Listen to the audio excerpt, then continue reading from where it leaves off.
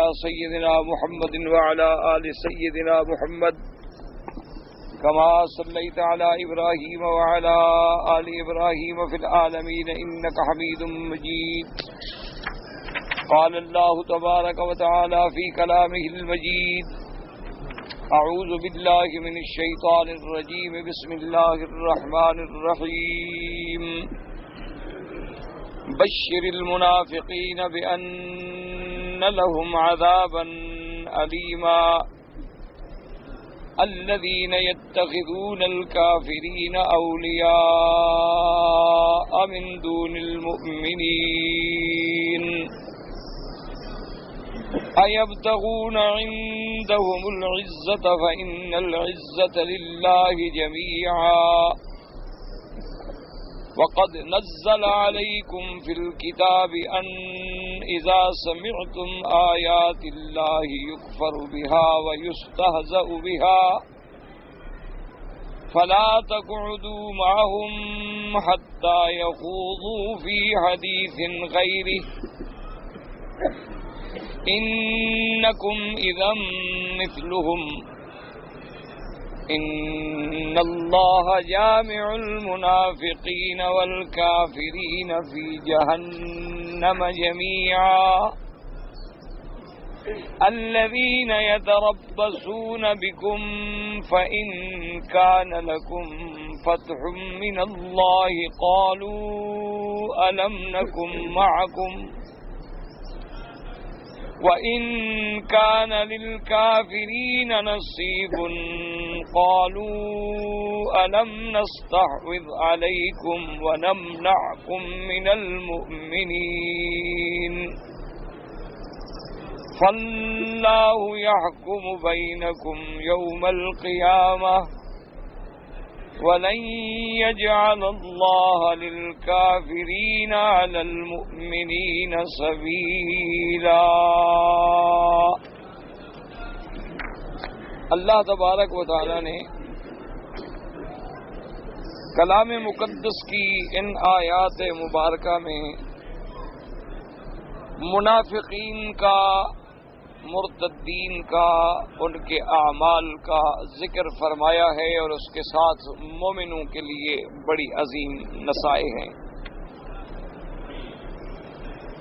جیسا کہ سابقہ آیات میں آپ نے پڑھا ہے کہ اللہ تبارک و تعالی نے مومنوں کو حکم دیا کہ وہ عدل پہ قائم رہیں، انصاف پہ قائم رہیں، عدل پہ قائم رہیں. اور یہ خطاب عام تھا تمام مومنین کے لیے کہ یا ایھا الذین آمنوا کونوا قوامین بالقسط شہداء للہ. اور اسی ضمن میں قرآن مقدس کی ان آیات مبارکہ کو اور دیگر آیات مبارکہ جو دوسری صورتوں میں ہیں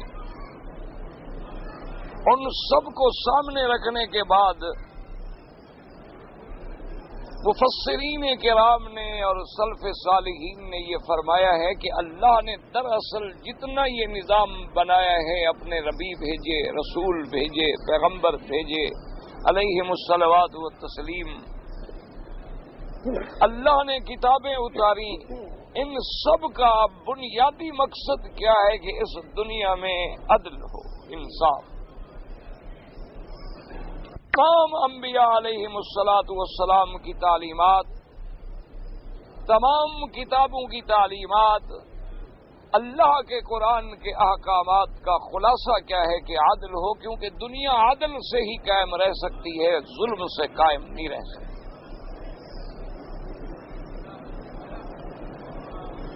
اور پھر عدل جو ہے اس کے پابند صرف حاکم نہیں ہوتے، امراء نہیں ہوتے، اولی الامر نہیں ہوتے.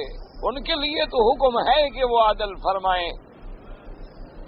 اصل ذمہ داری جو ہے وہ ہر انسان کی ہے، ہر فرد کی ہے کہ وہ عدل کرے. جب تک معاشرے کا ہر فرد عدل نہ کرے اس وقت تک عدل قائم نہیں ہو سکتا. اسی ضمن میں اللہ تبارک و تعالی نے حکم دیا تھا کہ عدل کو دو چیزیں روکنے والی ہوتی ہیں. کہ انسان عدل سے کیوں ہٹتا ہے، انصاف سے کیوں ہٹتا ہے، دو چیزیں ہوتی ہیں۔ یا تو انسان کو کسی چیز کی محبت جو ہے وہ عدل سے ہٹا دیتی ہے، کہ برادری ہے، رشتہ داری ہے، قوم ہے، قرابت ہے، تعلق ہے، دوستی ہے، وہاں عدل سے ہٹ گیا۔ یا پھر بندے کو عداوت اور دشمنی جو ہے وہ عدل سے ہٹا دیتی ہے۔ اللہ تبارک و تعالی نے دونوں حالات میں خبردار کر دیا کہ وَلَوْ عَلَىٰ أَنفُسِكُمْ أَوِ الْوَالِدَيْنِ وَالْأَقْرَبِينَ، کہ خبردار اگر تمہاری اپنے نفس پر بھی مسئلہ ہو تو عدل کرو، اگر تمہارے والدین کا بھی معاملہ ہے، رشتہ داروں کا بھی معاملہ ہے، قرابت داروں کا بھی معاملہ ہے، پھر بھی انصاف اور عدل سے گواہی دو، چونکہ تم اتنی بڑی امت ہو جنہیں قیامت والے دن بھی اللہ نے شہادت کے لیے منتخب کیا ہے۔ اللہ تبارک و تعالی نے تمہیں شہداء علی الناس بنایا ہے کہ تمام سابقہ امتوں پر گواہی دینے والی کون ہے؟ امت محمد مصطفیٰ صلی اللہ علیہ وسلم۔ اور ہر امت پر گواہی دینے والے کون ہوں گے؟ اللہ کے پیغمبر۔ اور سب نبیوں پہ گواہی دینے والے کون ہوں گے؟ حضرت محمد الرسول اللہ صلی اللہ علیہ وسلم۔ تو اللہ نے جب تمہارا مرتبہ اتنا اونچا کر دیا ہے کہ تمہیں ساری امتوں پہ شہید بنایا ہے، وَكَذَلِكَ جَعَلْنَاكُمْ أُمَّةً وَسَطًا لِتَكُونُوا شُهَدَاءَ عَلَى النَّاسِ، اور اللہ نے اپنے پیغمبر کو بھی ارشاد فرمایا فَكَيْفَ إِذَا جِئْنَا مِن كُلِّ أُمَّةٍ بِشَهِيدٍ وَجِئْنَا بِكَ عَلَىٰ هَٰؤُلَاءِ شَهِيدًا، کہ اس وقت کیا کیفیت ہوگی جب ہر امت پہ ہم گواہ بلائیں گے اس کے پیغمبر کو، اور پھر ان سب پہ گواہی کے لیے بلائیں گے سرکار دو عالم سیدنا محمد الرسول اللہ صلی اللہ علیہ وسلم۔ تو اس لیے اللہ نے فرمایا کہ یاد رکھو یہ دنیا اور نظام جو ہے وہ عدل سے قائم رہ سکتا ہے۔ ایک سبق ہمیں اور یہ بھی بتلا دیا گیا دوسری آیت وَلَا يَجْرِمَنَّكُمْ شَنَآنُ قَوْمٍ عَلَىٰ أَلَّا تَعْدِلُوا اعْدِلُوا هُوَ أَقْرَبُ لِلتَّقْوَىٰ، فرمایا خبردار کسی قوم کا بغض تمہیں نا انصافی میں نہ ڈالے، کہ کسی قوم سے عداوت ہے، کسی بندے سے جھگڑا ہے، چلو بھی گواہی دے دو ابھی تو اس کا نقصان نہ ہو جائے، فرمایا خبردار چاہے دشمن ہو یا دوست ہو، رشتہ دار ہو یا بعید ہو، تم عدل سے کام۔ اور جب آدمی عدل سے کام لیتا ہے تو یہ معاشرہ، یہ دنیا اسی جگہ جنت بن جاتی ہے، اور جس وقت یہ معاشرہ عدل سے ہٹ جاتا ہے اسی وقت یہ دنیا جو ہے جہنم بن جاتی ہے۔ آج دیکھ لیں پوری دنیا میں فسادات ہیں، قتل ہے، دہشت گردی ہے، خون ریزی ہے، فرقہ واریت ہے، بموں کے دھماکے ہیں، انسانوں کے خون سے ہولی کھیلی جا رہی ہے۔ وجہ کیا ہے کہ معاشرے میں عدل نہیں، معاشرے میں انصاف نہیں، ورنہ یہ کبھی ہو سکتا ہے کہ ایک محلے کی آبادی 10,000 ہے اور اس میں جو قاتل ہیں، جو مفسد ہیں، جو ڈاکو ہیں وہ 5 ہوں گے، 10 ہوں گے، 20 ہوں گے، 100 ہوں گے۔ یہ کیسے ہو سکتا ہے کہ وہ 100 جو ہے وہ 10,000 پہ غالب آ جائے؟ وجہ کیا ہے کہ انصاف نہیں، نیچے سے لے کر اوپر تک انصاف کا فقدان ہے۔ تو اس لیے ایک تو مسلمانوں کو یہ پابند کیا گیا کہ تم عدل سے کام لو، اور دوسرا مسلمانوں کو اللہ نے یہ سبق دیا کہ تم منافقوں کا کردار ادا نہ کرو۔ منافقین کون تھے کہ جو ظاہر میں تو مسلمان ہو گئے، حضور سرکار دو عالم صلی اللہ علیہ وسلم پر ایمان لے آئے، نمازیں بھی پڑھتے تھے، حضور کی خدمت میں بھی حاضر ہوتے تھے، مومنوں کے ساتھ بڑی محبت بھری باتیں بھی کرتے تھے، لیکن اصل اندر جو ہے وہ کافر تھے، اور وہ دوہرا کردار ادا کر رہے تھے کہ جب کافروں کے پاس جاتے تو کہتے ہم تمہارے ساتھ ہیں، اور جب مسلمانوں کے پاس آتے تو کہتے ہم تمہارے ساتھ ہیں۔ مقصد یہ تھا کہ بھی اگر کبھی مسلمانوں کا پلہ بھاری ہو گیا تو ہم مسلمانوں میں شامل ہو جائیں گے، ہمارا فائدہ ہوگا،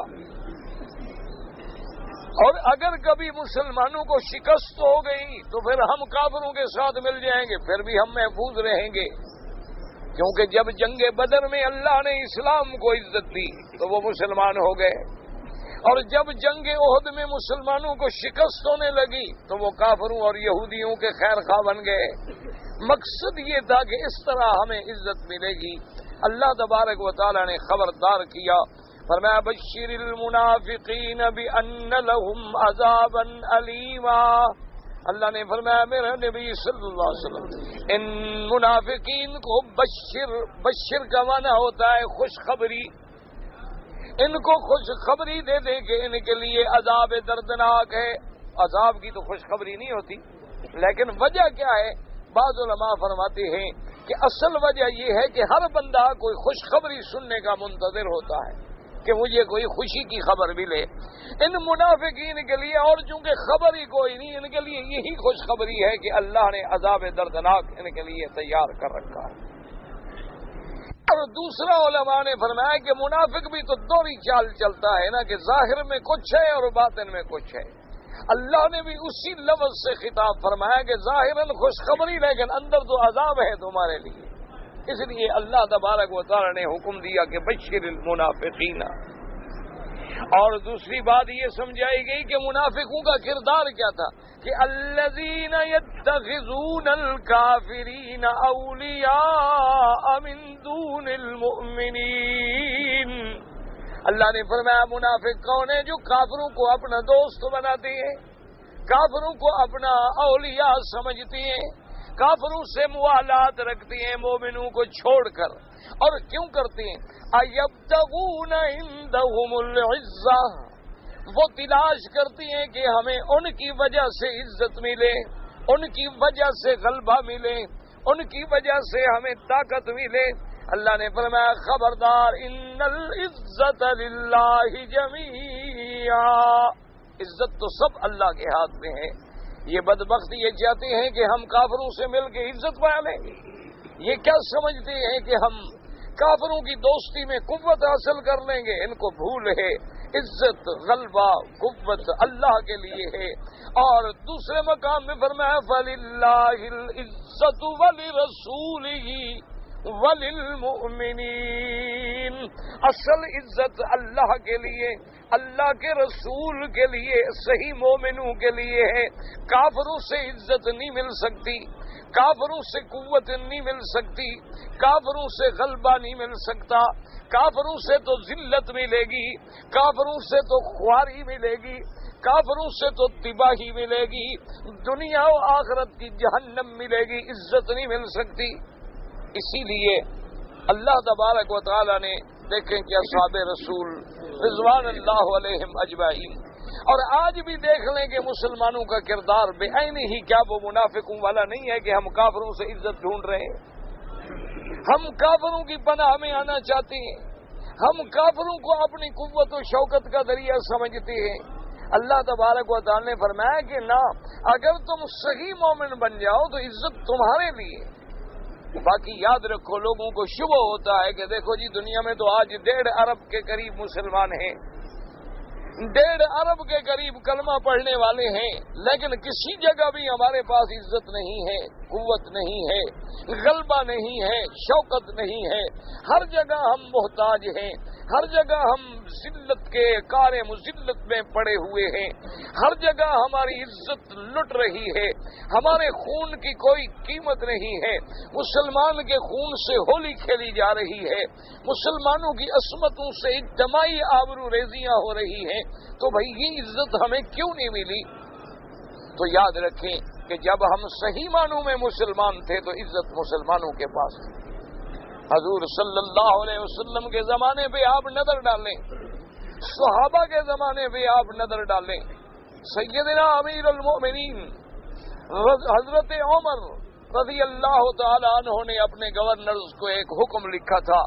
آپ نے فرمایا کنتم اذلاء، کہ تم سب لوگ جو تھے وہ کمزور تھے، فاعزکم اللہ بالاسلام، اللہ نے تمہیں اسلام کے ساتھ عزت دی اور تم تھوڑے تھے. کنتم اقل الناس فکثرکم اللہ بالاسلام. تم تھوڑے تھے، اللہ نے تمہیں کثرت دی اسلام کے ساتھ. حضرت عمر نے فرمایا کہ خبردار، اگر تم نے من طلب العزت بغیر اللہ، جو بندہ اللہ کے سوا کسی غیر سے مدد ڈھونڈے گا، عزت ڈھونڈے گا، اذلہ اللہ، اللہ اس کو ذلیل کر دیتے. اسی لیے حضرت عمر رضی اللہ تعالی عنہ نے اپنے تمام گورنرز کو یہ حکم جاری کیے تھے کہ اپنی تاریخ پہ نظر ڈالو، ہم سب سے کمزور قوم تھے، اللہ نے اسلام کی وجہ سے ہمیں عزت دی. ہم سب سے تھوڑے تھے، 40-50 آدمی اسلام لانے والے، اللہ نے اسلام کی وجہ سے ہمیں کثرت دی. تو خبردار کسی غیر سے عزت نہ ڈھونڈنا، اللہ کے دشمنوں سے عزت نہ ڈھونڈنا، اللہ کے نہ ماننے والوں سے غلبہ نہ ڈھونڈنا، ورنہ اللہ ذلیل کر دیں گے. تم اللہ سے عزت ڈھونڈنا. اور جب صحابہ نے اللہ کے احکام پہ کار بندی کی تو آپ دیکھیں کہ اس زمانے کی سپر پاوریں مٹی میں مل گئیں. کسریٰ و قیصر کے غرور کو انہوں نے توڑ ڈالا. مدینہ منورہ سے نکل کر شمال، شرق، غرب، جنوب، ہر طرف اسلام کے پرچم لہرا دیے. 22 لاکھ مربع میل پر قرآن کا نظام عدل قائم کر دیا. وجہ کیا ہے کہ ہم مسلمان تھے. اسی طرح پھر جب عیسیٰ ابن مریم آخر زمانے میں اتریں گے، پھر چونکہ ایمان کا غلبہ ہوگا، اسلام کا غلبہ ہوگا، تو پوری دنیا پر اسلام غالب آ جائے گا. حتیٰ کہ اگر کوئی یہودی کسی پتھر کے پیچھے بھی چھپے گا تو پتھر پکارے گا کہ تعال یا مسلم ورائی یہودی فقتلہ، مسلمان کہاں جا رہے ہو، میرے پیچھے یہودی چھپا ہوا ہے، اس کو مارو. تو دنیا سے کفر مٹ جائے گا، اسلام غالب آ جائے گا. وجہ کیا ہے کہ اس وقت پھر ہم صحیح مسلمان بن جائیں گے. اور آج اگر ہمیں عزت نہیں مل رہی تو وجہ کیا ہے کہ ہم نام کے مسلمان ہیں لیکن ہم کام کے مسلمان نہیں. ہمارا نام تو مسلمانوں والا ہے، ہمارے بظاہر نام جو ہیں بڑے دین والے ہیں، ہمارے نام پیغمبروں کے نام پر ہیں، ہمارے نام محمد عربی کے نام پر ہیں، ہمارے نام ابراہیم خلیل کے نام پر ہیں، لیکن ہمارے اعمال ایسے ہیں کہ شیطان بھی شرماتا ہے.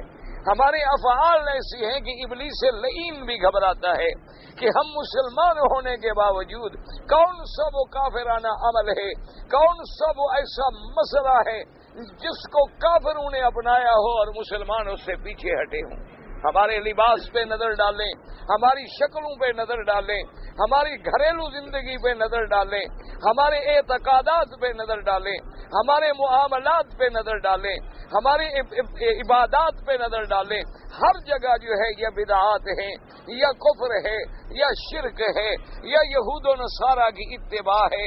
اس کا نتیجہ یہ نکلا کہ ہم 1.5 ارب ہونے کے باوجود بھی آج کمزور ہیں اور آج ہماری کوئی قیمت نہیں.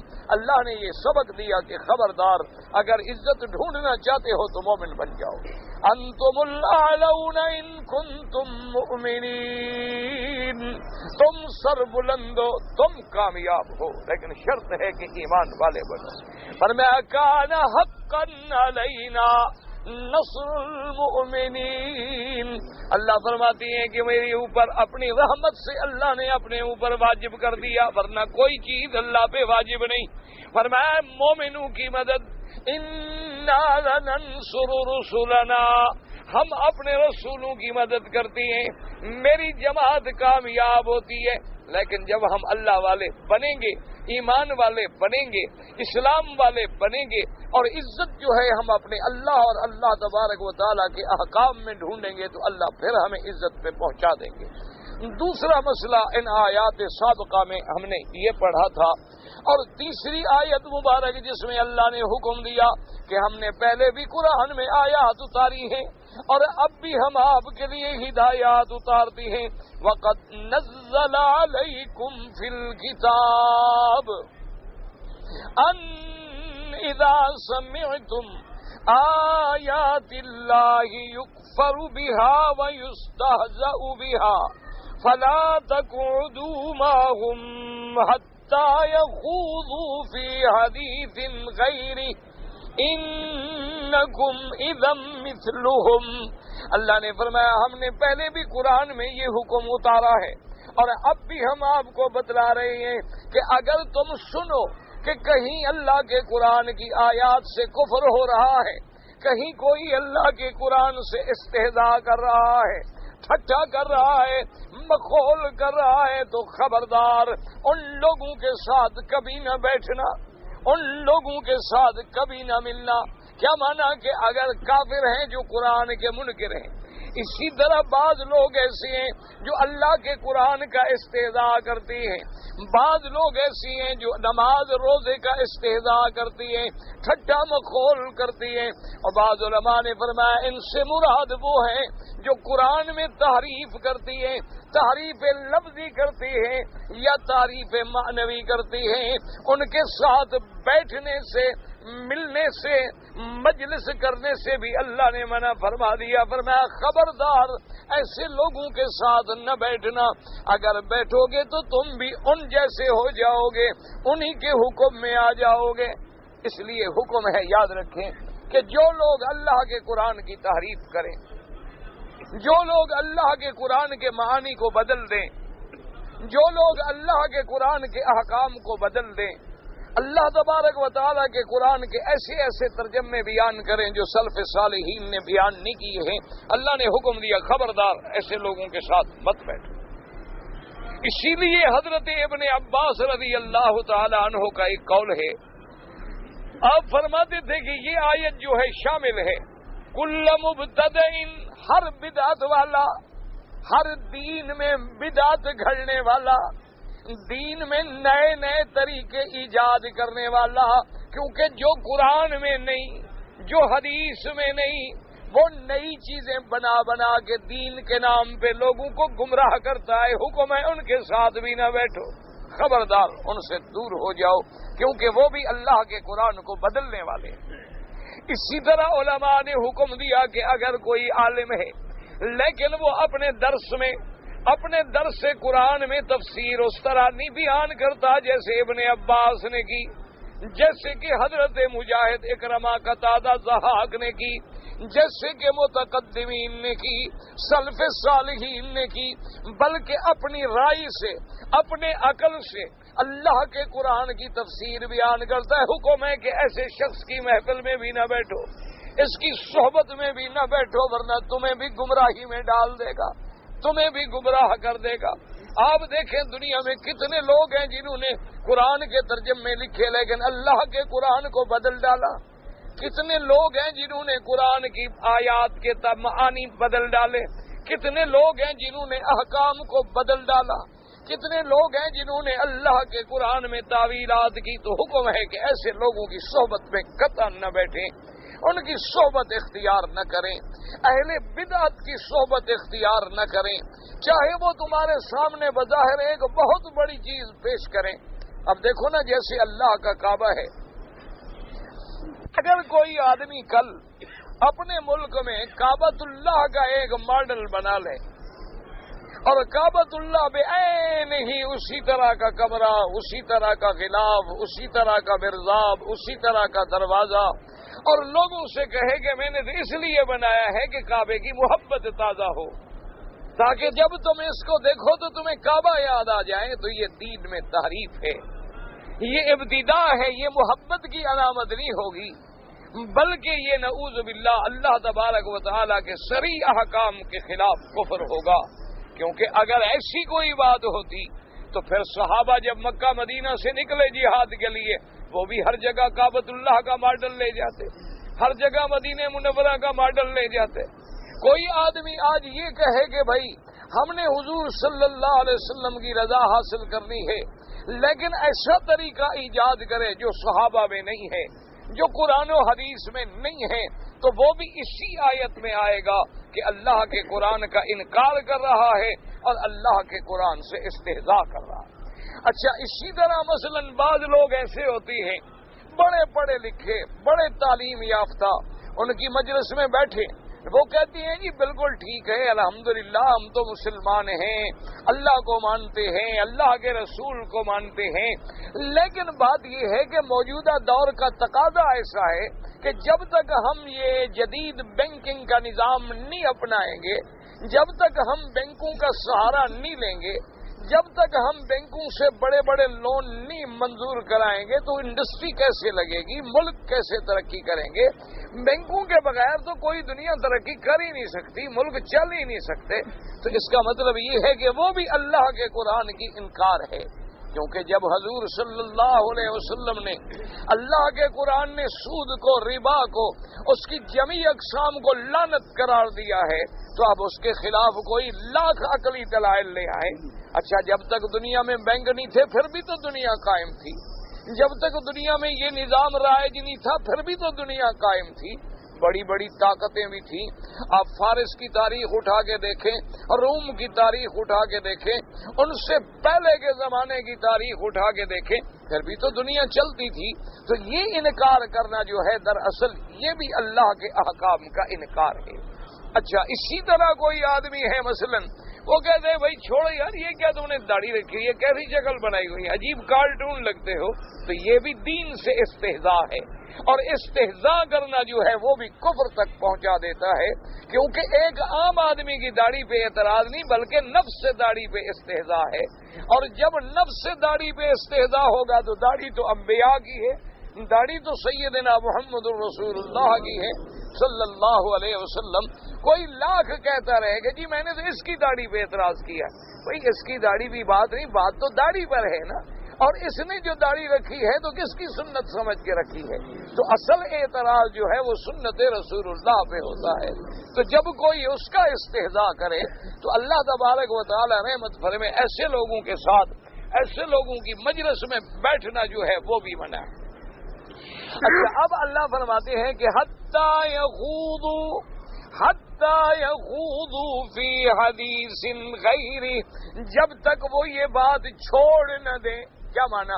اچھا، ایک آدمی استہزاء کر رہا تھا، لیکن اگر استہزاء چھوڑ دے تو اس کے ساتھ بعد میں بیٹھنا جائز ہے یا نہیں؟ تو علماء نے فرمایا کہ نہیں، قرآن پاک نے ایک سبق دیا ہے کہ بعض مجلسیں ایسی ہیں کہ مثلا اب ہم حرم میں نماز کے لیے بیٹھے ہیں، اگر کوئی ایسا غلط آدمی آ جائے جو دین سے استہزاء کرے تو اس کا معنی یہ تو نہیں کہ ہم مسجد چھوڑ کے چلے جائیں اور جماعت ہی چھوڑ دیں، تو معنی حالات کا تقاضا ہے، ورنہ حکم یہ ہے کہ ایسے مستہزئین کے ساتھ اس وقت بھی نہ بیٹھیں اور بعد میں بھی نہ بیٹھیں۔ اس لیے فرمایا فلا تقعد بعد الذکری مع القوم الظالمین۔ اللہ نے فرمایا جب میں نے تنبیہ کر دی ہے، خبردار ایسے ظالم لوگوں کے ساتھ کبھی صحبت نہ رکھا کرو۔ اچھا، اب علماء نے مسئلے نکالے ہیں، یہی علماء کا کام ہوتا ہے، یہی فقہاء کا کام ہوتا ہے، یہی محدثین و مجتہدین کا کام ہوتا ہے کہ وہ اللہ کے قرآن سے موتی نکالتے ہیں۔ جیسے کوئی غواص، آپ اور میں اگر جائیں تو سمندر کے کنارے پہ سیر کر کے آ جائیں گے، لیکن موتی نکالنے والا غواصی کر کے اندر سے موتی نکالتا ہے۔ یہی کام ہوتا ہے محدثین کا، یہی کام ہوتا ہے مفسرین کا، یہی کام ہوتا ہے مجتہدین کا، یہی کام ہوتا ہے ائمہ فقہا کا کہ وہ ان آیات سے پھر احکام کا استنباط کرتے ہیں۔ تو انہوں نے اس سے استنباط کیا ہے مسائل کا۔ انہوں نے فرمایا یاد رکھو، ایک آدمی اگر قرآن و حدیث کا منکر ہے اور تم اس کے انکار پہ راضی ہو، یعنی وہ انکار کر رہا ہے اور تم بھی راضی ہو، تو یہ کفر ہے۔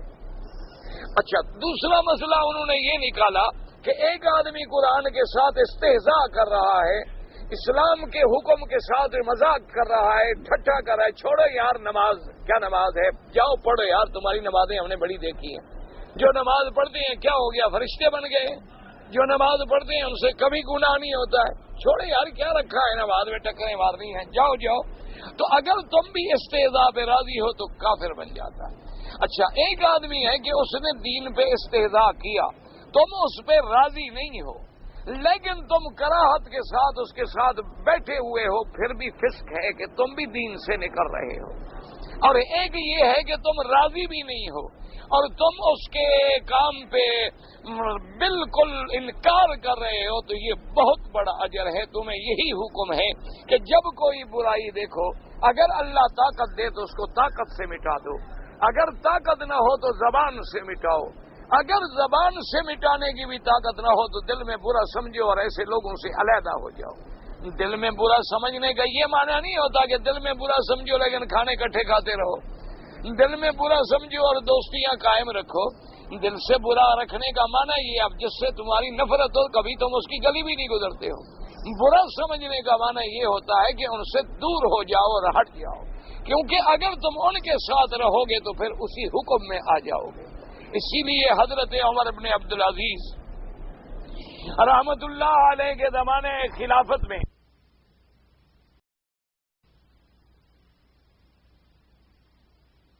شراب پیتے ہیں، حضرت نے حکم دیا کہ ان کو پکڑو، تو ان کو جب پکڑا گیا تو ان میں ایک آدمی ایسا تھا جو اس دن بھی روزے کے ساتھ تھا۔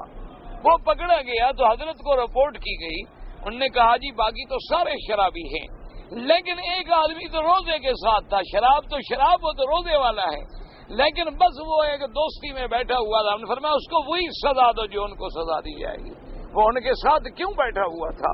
اس لیے کہ حکم ہے اللہ تبارک و تعالیٰ کے احکام کی روشنی میں فقہا نے حکم لکھا ہے کہ فلا تجلس المائدۃ الذی یدار علیہ الخمر، کبھی تم اس دسترخوان پر، اس میز پر، اس ٹیبل پر، اس مجلس میں بھی نہ بیٹھو جہاں شراب کا دور چلتا ہو، ورنہ اگر تم بیٹھے ہو نہ بھی پی رہے ہو پھر بھی اسی حکم میں آ جاؤ گے۔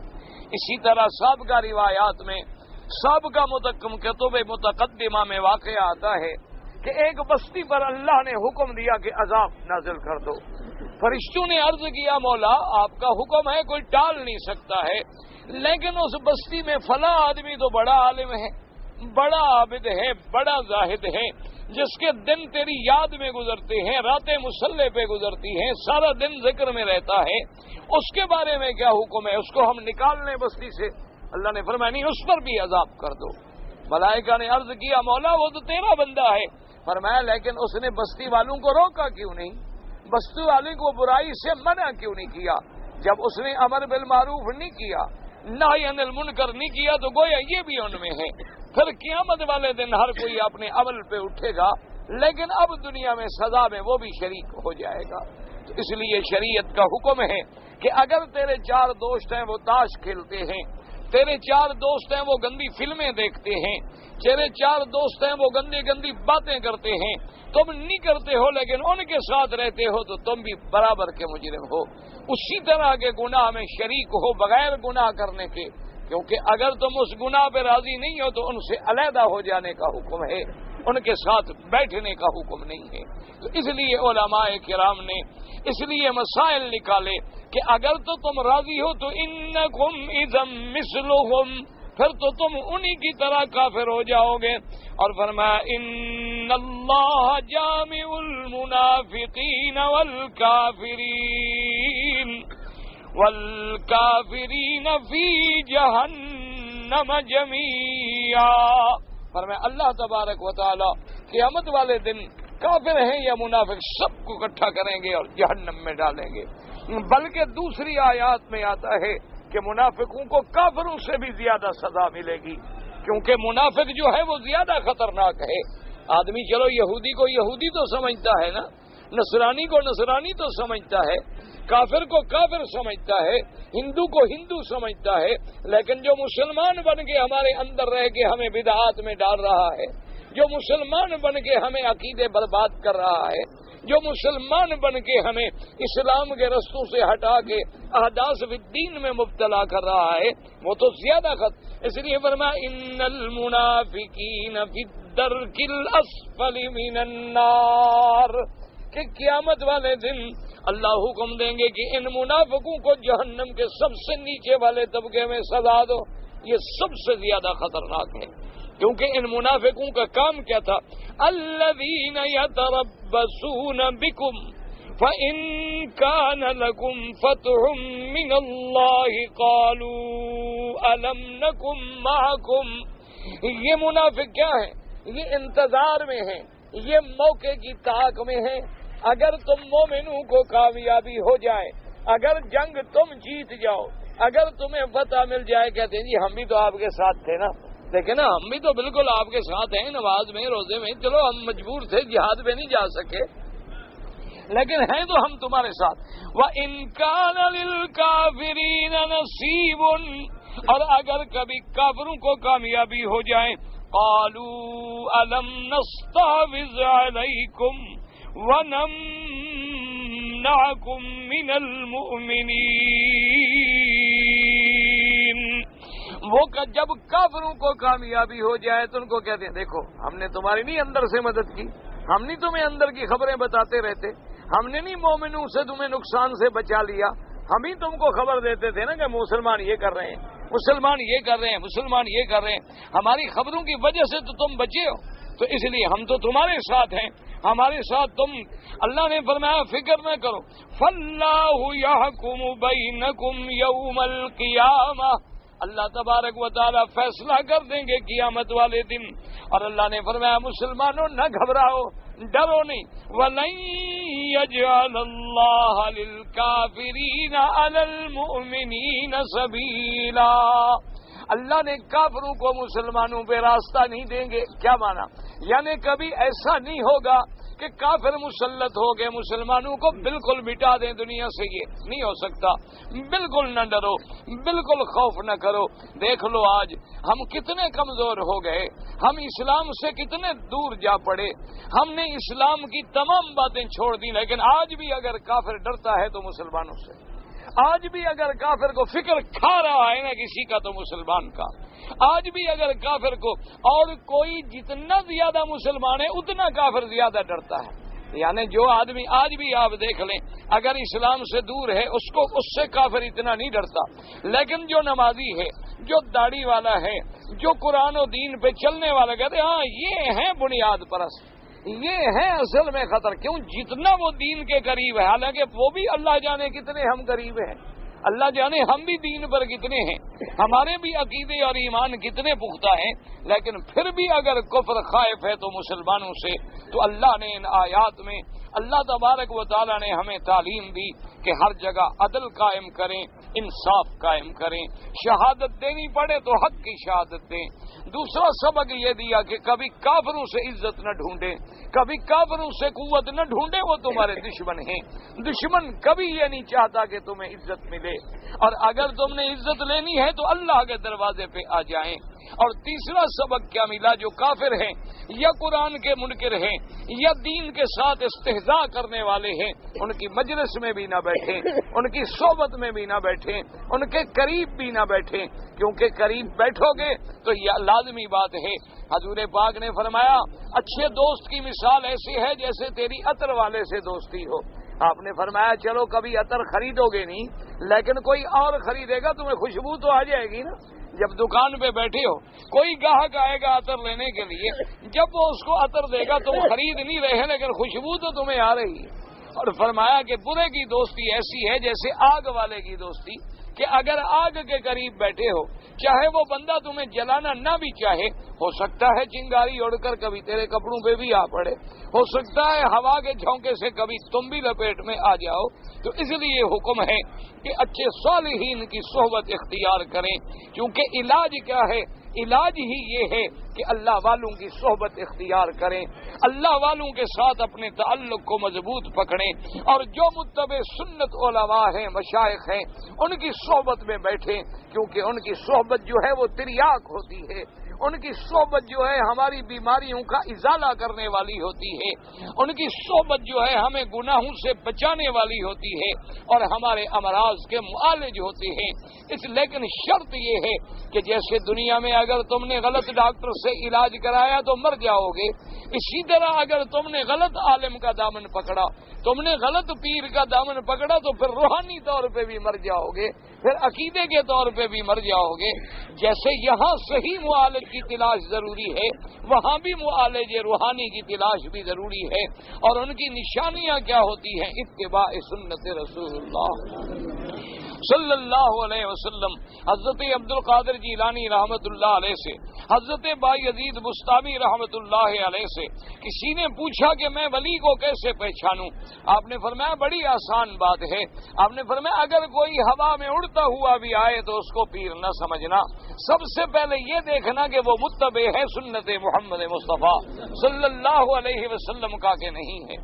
اسی طرح حضرت بایزید بستامی نے فرمایا کہ دیکھنا اس کی علامت یہ ہوتی ہے، اس کے ایک ہاتھ میں قرآن ہوتا ہے، اس کے دوسرے ہاتھ میں سنت محمد مصطفیٰ ہوتی ہے، اور فرمایا فی وجہہ حیاء، اس کے چہرے میں حیا ہوتی ہے، اور فرمایا فی عینہ بکاء، اس کے آنکھوں میں اللہ کے ڈر سے رونا ہوتا ہے، فرمایا وہ فی یدہ عطاء، اس کا ہاتھ کھلا ہوتا ہے، وہ دینے والا ہوتا ہے، وہ لینے والا نہیں ہوتا ہے، اور فرمایا وہ فی قلبہ صفاء، اور اس کا دل جو ہے غیر اللہ کی محبت سے صاف ہوتا ہے۔ فرمایا جب یہ علامتیں دیکھو تو سمجھو کہ یہ صحیح اللہ والا ہے، یہ صحیح ولی اللہ ہے، یہ صحیح معالج روحانی ہے۔ ایسے لوگوں کی صحبت جو ہے وہ بندے کو کندن بنا دیتی ہے۔ اس لیے علماء نے لکھا کہ حضور پاک کے زمانے میں، میرے سرکار مدینہ کے زمانے میں، اس کے بعد صحابہ کے زمانے میں، تابعین کے زمانے میں تو ان محنتوں کی ضرورت ہی نہیں تھی، کیونکہ جو لوگ حضور سرکار دو عالم صلی اللہ علیہ وسلم کی صحبت میں آتے تھے، حضور کے ہاتھ میں ہاتھ رکھتے تھے، حضور کے چہرے پہ نظر پڑتی تھی، ان کی تو سارے مدارج اسی وقت طے ہو جاتے تھے۔ اسی طرح پھر جو صحابہ کی صحبت تھی، پھر جو تابعین کی صحبت تھی، پھر جو تبع تابعین کی صحبت تھی، جو خیر القرون کی صحبت تھی، وہ تو نسبت ہی کافی تھی اور صحبت ہی کافی تھی، ان کا ملنا ہی کافی تھا۔ جتنا جتنا ہم دور ہوتے گئے، اب ہمارا علاج کیا ہے کہ ہم صحیح علماء، صحیح مشائخ، اللہ والے، اہل اللہ، متبعین کتاب و سنت رسول اللہ صلی اللہ علیہ وسلم کی صحبت اختیار کریں، زیادہ سے زیادہ تلاوت قرآن کریں، زیادہ سے زیادہ استغفار کریں، زیادہ سے زیادہ اپنے اوقات کو اللہ کے راستے میں لگائیں، برے دوستوں سے بچنے کی کوشش کریں، اچھے دوستوں کی صحبت اختیار کریں۔ اللہ سے دعا کریں اللہ ہمیں بھی نصیب فرمائے، ہر مسلمان کو نصیب فرمائے، اور اللہ تبارک و تعالی تمام مسلمانوں کی ظاہری، باطنی، روحانی، جسمانی، افسانی ہر قسم کی بیماریاں دور فرما دیں۔ جی کہ مکے میں رہنے والوں کے لیے اشہر حج میں عمرہ کرنا جو ہے، احناف کے نزدیک یہ حکم ہے کہ اگر وہ حج کرنا چاہتے ہیں تو اشہر حج میں عمرہ نہ کریں، بلکہ ان کا حج جو ہے وہ افراد ہو، کیونکہ حج تمتع اور قران ان لوگوں کے لیے ہے جو آفاقی ہیں اور میقات کے باہر سے آتے ہیں۔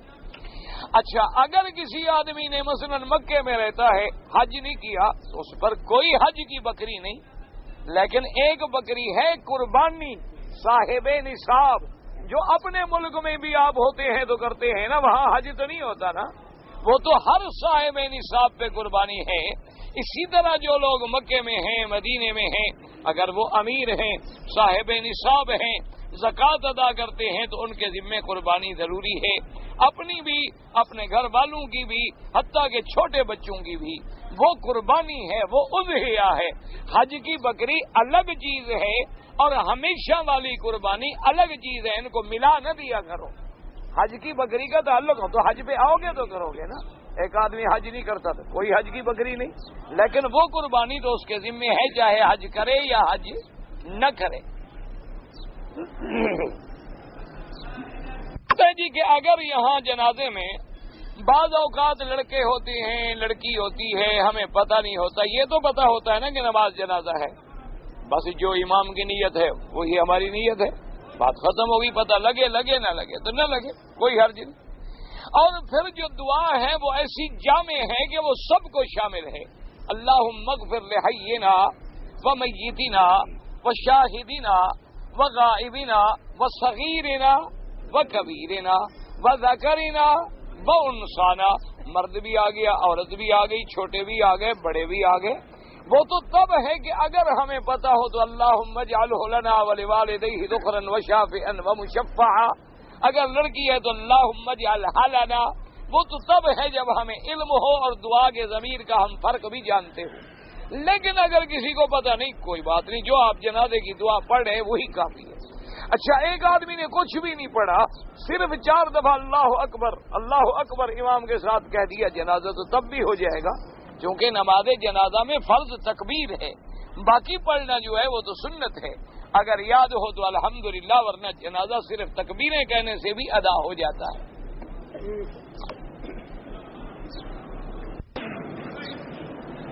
مجھے نہیں پتا، امام کے ساتھ نماز میں کھڑے ہوتے ہیں، پوری نماز کا سبق پڑھتے ہیں، مجھے نہیں پتا سبق کیا مراد ہے آپ کا۔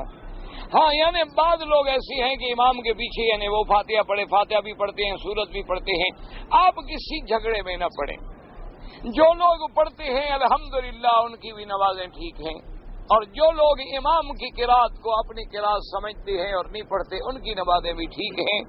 دونوں حدیثیں موجود ہیں اور دونوں جماعتوں کا عمل جو ہے وہ قرآن و حدیث کے مطابق ہے، اس لیے اس میں جھگڑے کرنے کی، فساد کرنے کی، بلا وجہ اختلافات میں پڑنے کی کوئی ضرورت نہیں۔ باقی مسائل کی تحقیق ہے وہ علماء کا کام ہے بس۔ اگر ذوالقعدہ میں 2-3 عمرے کرنا چاہتا ہوں اور میرا حج کا بھی ارادہ ہے اور حج بھی افراد کرنا، یہ نہیں ہو سکتا۔ جب عمرہ کر لیا حج تمتع ہوگا، یہ کیا معنی ہے؟ جب عمرے بھی کرو گے پھر حج افراد نہیں ہو سکتا۔ جب اشہر حج میں کسی نے عمرہ کر لیا پھر اسی سال حج بھی کیا۔ اشہر حج سے مراد کیا ہے؟ شوال، ذوالقعدہ اور ذی الحجہ، ان مہینوں میں جس نے عمرہ کیا ہے اور حج کرے گا تو حج تمتع ہوگا، حج افراد نہیں ہوگا۔ حج افراد ان کا ہوگا جنہوں نے رمضان کے بعد کوئی عمرہ نہیں کیا حج تک، وہ صرف حج کریں گے۔ کچھ لوگ کہتے ہیں کہ آپ کا نماز جنازہ نہیں پڑھا گیا، یعنی آپ سے مراد اللہ کے نبی ہیں سرکار دو عالم صلی اللہ علیہ وسلم۔ اچھا یہ جنازہ ہم کیوں پڑھتے ہیں؟ تاکہ میت کے لیے دعا کریں اور اس کی بخشش ہو جائے۔ تو حضور کو بھی آپ کی دعا کی ضرورت تھی بخشش کے لیے، ہاں جی، یعنی آپ دعا نہ کریں تو حضور کی شان میں کمی آ جائے گی۔ تو جب اللہ کے نبی کو ضرورت ہی نہیں تو پھر جنازے کا کیا مطلب؟ کوئی مطلب تو تب ہونا کہ جنازہ کیوں پڑھے، اور یہ جھوٹ ہے کہ نہیں پڑھا گیا۔ باقاعدہ حضور کا جنازہ کتابوں میں موجود ہے۔ اصل بات یہ ہے کہ وہ جنازے والی دعا کی ضرورت نہیں تھی، صحابہ کھڑے ہوتے، درود پڑھتے اور اس کے بعد تکبیریں کہہ کے تشریف لے آتے۔ کمرے میں 10 آدمی داخل ہوتے، وہ پڑھ لیتے، پھر اور داخل ہوتے، پھر اور داخل ہوتے۔ اس طرح حضور صلی اللہ علیہ وسلم کے لیے تو کئی دفعہ جا کے صحابہ نے جماعت کی، ایک جماعت بھی نہیں کی۔ تو اس لیے بہرحال آپ اپنے جنازے کا فکر کریں، میرا مدنی تو معصوم ہے، آپ اپنے جنازوں کا فکر کریں۔ یہ کیا ہے؟ یہ وہی بات ہے کہ وہ مفتن فتنہ ڈالتے، اور جی صحابہ نے حضور کا جنازہ ہی نہیں پڑھا، دیکھو نا جی کتنی بڑی دشمنی ہے۔ یہ کیا ہے؟ وہ اندر فتنہ ڈالتے ہیں کہ صحابہ سے دشمنی پیدا ہو کہ صحابہ نے حضور کا جنازہ، اچھا جی صحابہ نے نہیں پڑھا تو اہل بیت کہاں گئے تھے؟ چلو صحابہ نے تو نہیں پڑھا، پھر حضرت علی کہاں گئے تھے؟ اور جی ڈر گئے تھے، پھر مشکل کشا کیسے بن گئے؟ کوئی ایک بات تو کرو نا، دو باتیں تو نہ کرو۔ نبی کے جنازے کے وقت تو ڈر جائے، اپنی خلافت کے لیے بھی ڈر جائے، بی بی فاطمہ کا میراث لینا ہو پھر بھی ڈر جائے، لیکن تمہاری مشکلیں یہاں پکارو علی علی کرو تو بس آ جاتا ہے۔ کوئی عقل کرو، وہ خدا کا خوف کرو، کیوں اللہ کے مسلمانوں کو گمراہ کرتے ہو اور لوگوں کو بدراہ کرتے ہو؟ یہی وہ لوگ ہیں جو دین میں فساد کرتے ہیں۔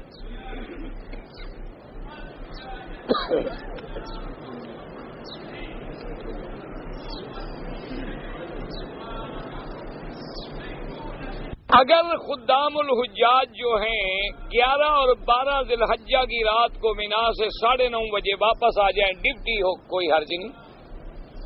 جن خدام الحجاج کی ڈپٹی ہے وہ مزدلفہ کی رات بھی وہاں 2 نمازیں پڑھیں، آدھی رات کے بعد آ جائیں، پھر مینا میں کنکری ماریں، پھر اپنی ڈپٹی پہ آ جائیں، پھر رات میں چلے گئے کہ کنکری مار لی پھر آ گئے، ان کے لیے کوئی فرق نہیں پڑتا، ان کے لیے وہاں رہنا ضروری نہیں ہوتا۔ حاجیوں کی خدمت کرنا کوئی معمولی بات ہوتی ہے؟ اگر جذبہ ہو یہ نہ ہو کہ تنخواہ لینے آئے ہیں، تنخواہ تو جو ہے سو ہے، اللہ دے گا۔ جذبہ یہ ہو کہ حاجی اللہ کا مہمان ہے اور میں نے اس کو سکھ پہنچانا ہے، جتنی میرے بس میں ہے۔ اگر ایک گرتے ہوئے کو تھام لیا، ایک بوڑھے حاجی کی دعائیں لے لی تو تیری تو آخرت بچ جائے گی۔ لیکن اگر تم وہاں بھی افسر بنو کہ نام تو خادم ہے لیکن سانس روک لو اگلے کا، تو پھر اللہ فیصلے کرے۔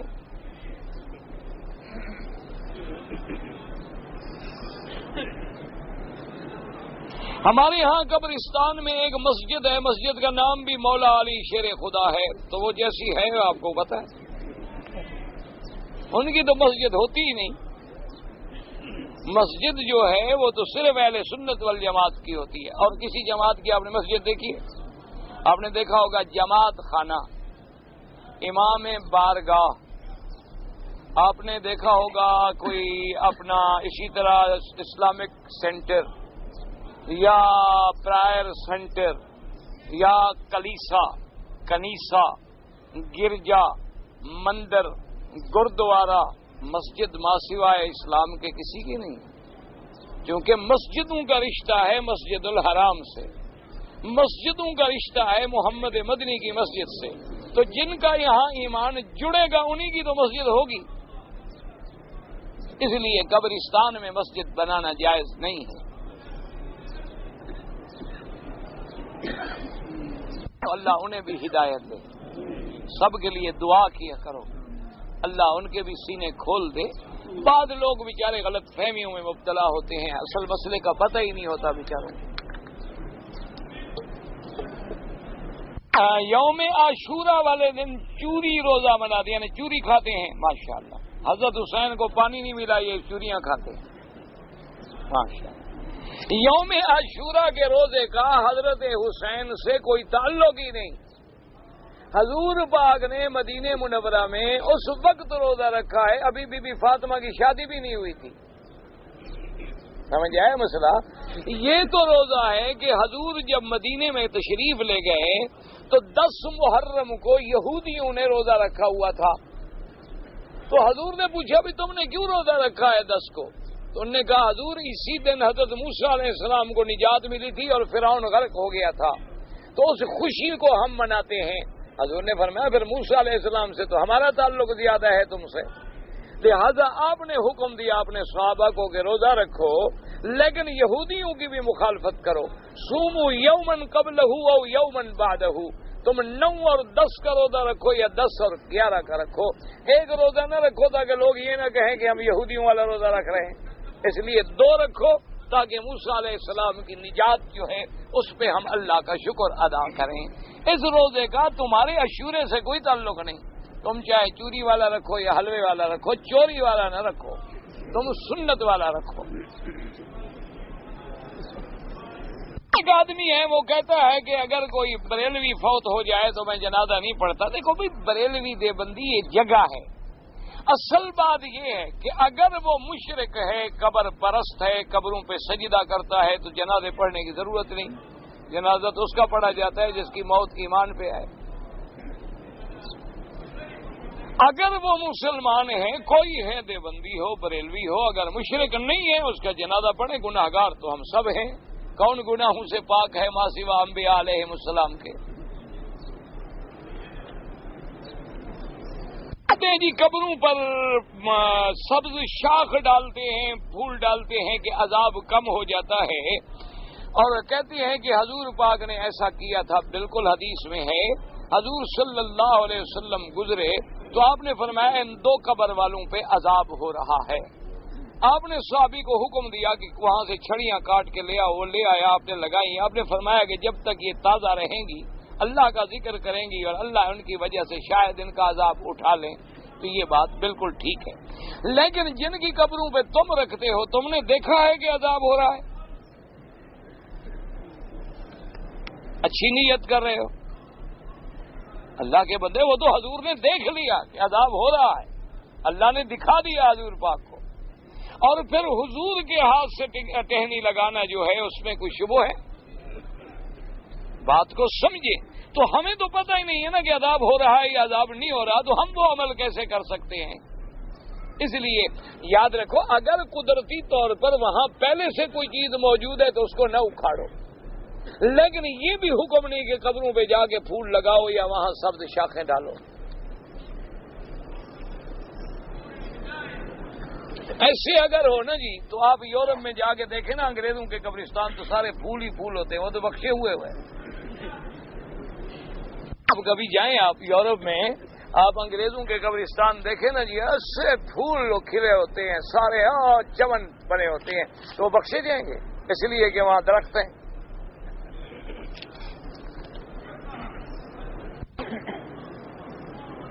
ہمارے یہاں جب امام صاحب نماز ختم کرتے ہیں تو مقتدی لا الہ الا اللہ پڑھتے ہیں، ٹھیک ہے، یہ صبح کی نماز کے بعد اور مغرب کی نماز کے بعد 10 دفعہ لا الہ الا اللہ وحدہ لا شریک لہ لہ الملک ولہ الحمد یحیی و یمیت وہو علی کل شیء قدیر سنت ہے۔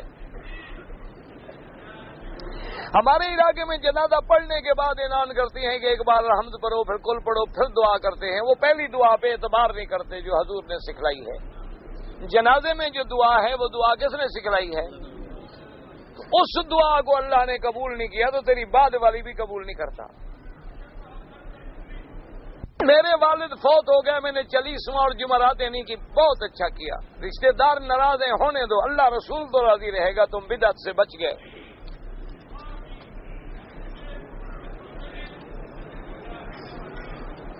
مجھے ڈاکٹروں نے منع کیا ہے روزہ رکھنے سے، لیکن مکہ مکرمہ میں رہ کر میرا دل نہیں مانتا کہ روزہ چھوڑوں۔ یہ تیرا تمنا جو ہے نا، اللہ اسی پہ اجر دے گا۔ جب بیمار ہو، اللہ نے اجازت دی ہے تو کیوں تکلیف کرو؟ جب اللہ صحت دے دے تو قضا کر دو، اور اگر صحت نہ ہو تو فدیہ ادا کر دو۔ لوگ بھی فوت ہو گئے، اللہ سب کی مغفرت فرمائے۔ ہم آئے تھے پاکستان سے عمرے کی نیت سے، لیکن احرام ہم نے جدے سے باندھا۔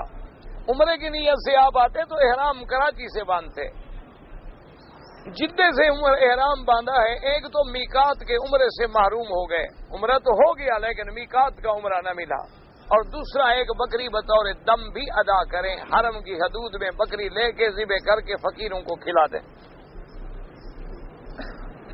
اگر فطر میں دعائیں قنوت نہ آئے تو جتنا لفظ آئے وہ پڑھتے رہو، باقی یاد کرو۔ نماز کے آگے نہ گزرا کریں، مجبوری ہو تو اتنا دور گزریں کہ سجدے والی جگہ پہ پاؤں نہ آئے۔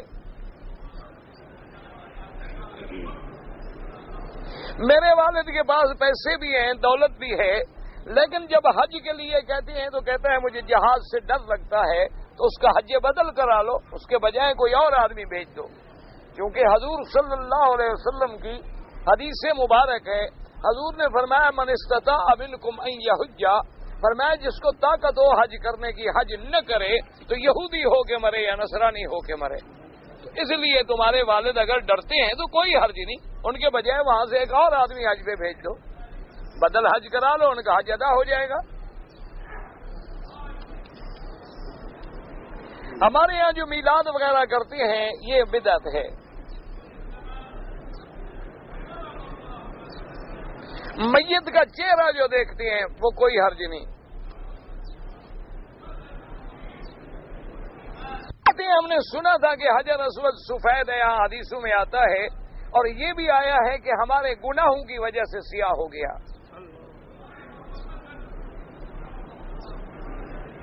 اگر زمزم کا پانی چائے میں ڈالیں کوئی حرج نہیں۔ کفن پہ کلمہ لکھتے ہیں، بدعت ہے۔ کلمہ اندر ہوگا تو فائدہ دے گا، کپڑے والا اوپر کا کیا فائدہ دے گا؟ میری والدہ ضعیف ہیں، اس کا تم حج بدل پڑھ لو۔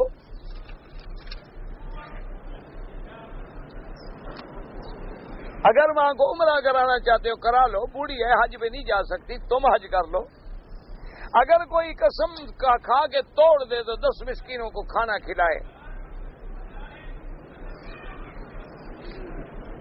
رمضان کے بعد عمرہ نہیں کیا ہے تو حج مفرد ہے، آپ مکے سے احرام باندھ کے حج کریں گے، آپ کو حج کی بکری نہیں دینی ہوگی۔